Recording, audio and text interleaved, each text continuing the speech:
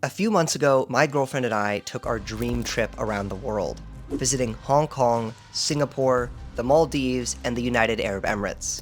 For me, the entire trip was in business class, and I used credit card points to pay for every single flight. Now, I am not going to pretend that this trip was free. Far from it, in fact. But I paid profoundly less money than I would have needed to if I even had wanted to do the trip in economy class. This is going to be a two-part video. In today's video, we're going to cover everything about the flights, and in part 2 will be everything about the hotels that we stayed in. So first, we're going to look at the flights that I took and the associated costs. And then I'm going to tell you how exactly you can also earn points to be able to book similar flights. And finally, I'm going to cover tips and tricks for searching for the award availability of these. Our first destination is Hong Kong. Now, if you know anything about flights to Asia in the past year, you know that it has been virtually impossible to get award availability. So at first, I didn't have any. I had booked a cash economy semi-refundable ticket on Cathay Pacific as my backup. The charge for canceling this would normally be $100, but it is worth it for the peace of mind, because if I couldn't find an award seat,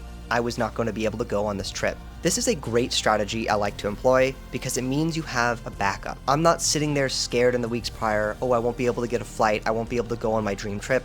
I know I'm going to get there. The question is just how much comfort am I going to do it for, and is it going to be at a better price? So in the weeks leading up to this departure, I was scouring for award availability, and luckily I was able to find some. A first leg from LAX to Haneda, Tokyo, and a second leg from Tokyo to Hong Kong, both in business class. I paid 45,000 Virgin Atlantic points for the first leg and 30,000 Aeroplan points for the second leg. All points were transferred from American Express. There was also a few $100s in taxes and fees. The first business class was ANA's world-famous The Room on their 777, and the second was their standard business class on their 787, although it was no slouch either. Conservative retail cost is about $4,000 for this. Jessica had already been in Hong Kong a few weeks prior visiting her dad, so I didn't need to cover her flight for this one. Although there were still some restrictions, we had a wonderful time in Hong Kong, and I cannot wait to keep returning. Our next destination is Singapore. Now, for this one, Jessica ended up flying economy. No, I'm not an evil boyfriend, there's a long story behind it. But for me, I booked a last-minute Singapore Airlines promo award. These are basically awards that are non-refundable that Singapore Airlines releases last minute on routes that they have significant award availability. The pro here is that because it's so last minute, you're likely not going to cancel it, but you're getting a reduced price. So for this, it was only 24,000 Singapore Airlines KrisFlyer miles, which I again transferred over from American Express. Conservative retail price for this, $1,200. Singapore really is such a nice country. It is so clean, so safe, and so modern. Some people find it a bit boring, but personally, I love it. Next up is my favorite place on Earth now, the Maldives. The Maldives is a small island nation off the south coast of India. I'm sure you've seen it on Instagram before. It's basically exactly as you would imagine paradise. To get there, we booked 2 seats on Singapore Airlines business class 737 MAX. This was a bit pricey at 40,000 Singapore Airlines miles each, again transferred from American Express, plus under $100 in taxes and fees each. This is a narrow-body business class, but it is really nice, especially because we booked the throne seats, so no one sits next to you.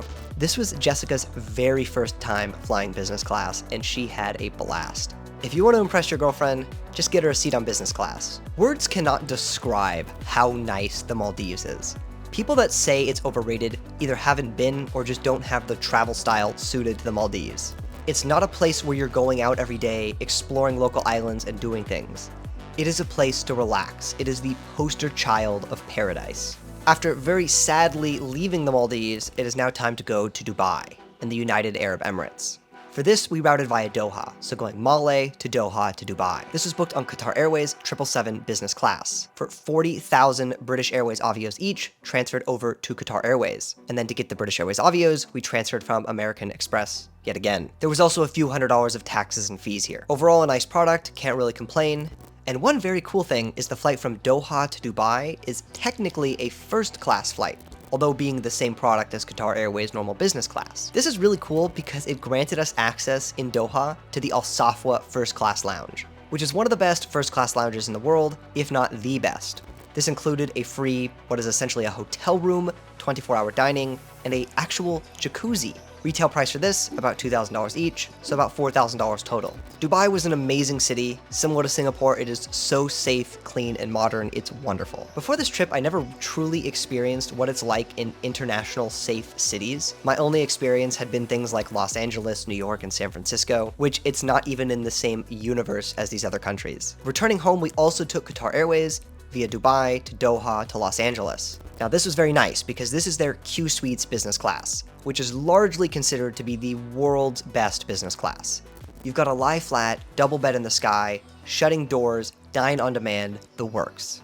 This was booked for 75,000 British Airways Avios each, again transferred to Qatar Airways. And to earn the British Airways Avios, we of course transferred from American Express. I think you're beginning to sense the pattern. There was also a few $100s in taxes and fees. Retail price for this, conservatively, about $4,000 each, so $8,000 total. So that means just for my flights, not for Jessica's, I paid about 254,000 American Express points. Actually, that's not entirely true. That would be the theoretical maximum that you would pay if you were booking the same routing I did, using Saver and or promo awards. But of course, American Express has frequent transfer bonuses to many of these partners. So for example, to British Airways Avios, there was a 40% transfer bonus, which significantly reduced my points cost. A conservative estimate of what the retail cost would have been just for me alone is $12,400. For both of us, it would be about $20,000. And I want to be clear here.